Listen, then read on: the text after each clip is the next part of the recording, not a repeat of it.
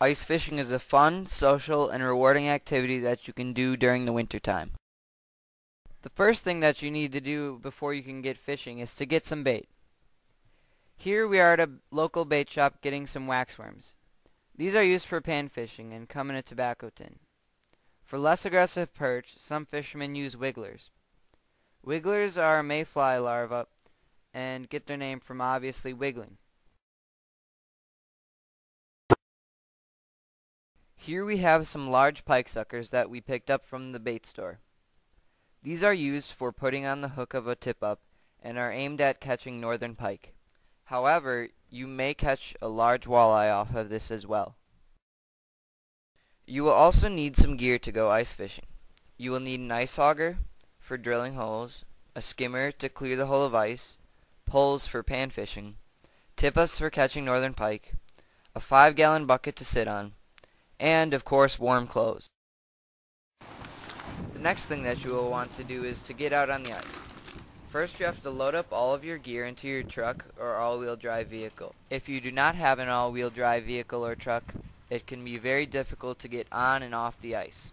If you see other cars out on the ice, you're fine, but if you do not see any, I would suggest drilling a hole or two to see how deep the ice is.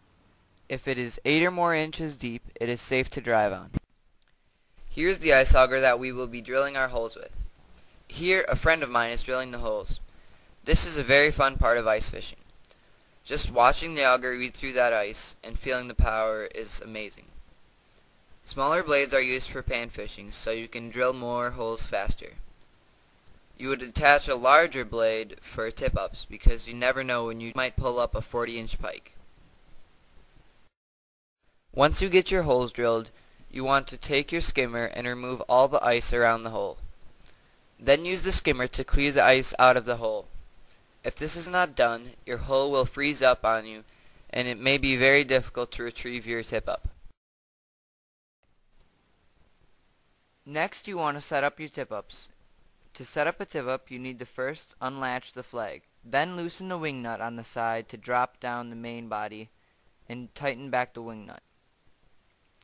Then take the line from the bottom of the tip-up and attach your lead weight to find the depth. Drop the weight down the hole and let it hit the bottom. Once it hits the bottom, reel it up until there is no slack left. Then pull the tip-up out and reel up about a foot of line. This is so the bait is not sitting on the bottom of the lake and can actually be seen by the fish. Once that is done, bring up the rest of the line by hand and attach a pike sucker through the back or through the lip.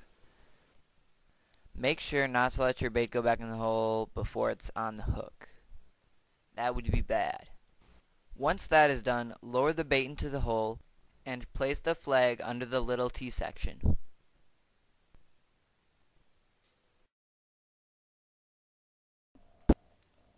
After setting up your tip-ups, you can get started on pan fishing. You want to take your 5-gallon bucket and place it upside down near the hole. Make sure that on blustery days your waxworms are secure. Now you want to take out your waxworms and put one on a hook. Then lower it into the water and lightly jig off of the bottom. Here is Don jigging for perch using his Vexilar. The Vexilar is a sonar device that shows him where the fish is off the bottom. Shortly after, he reeled in 2 jumbo perch. Occasionally a random snowmobiler will stop by to talk to you. It can be sometimes nice, but most of the times it's really kind of annoying if you don't want to talk. And might I add, we did not want to talk. Later that night, one of our tip-ups went up.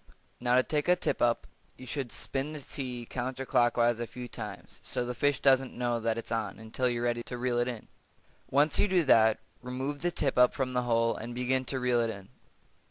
Now Cody, who's taking the fish in, thinks it's coming straight at him because there's little tension. However, it's just a much smaller and completely different kind of species than what we were looking for.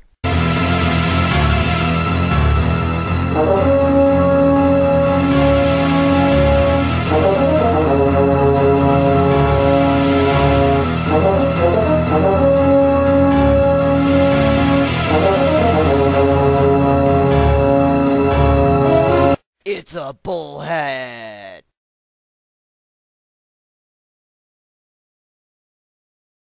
There is no specific time when ice fishing was discovered, but Native Americans were probably the first to do it here in Wisconsin.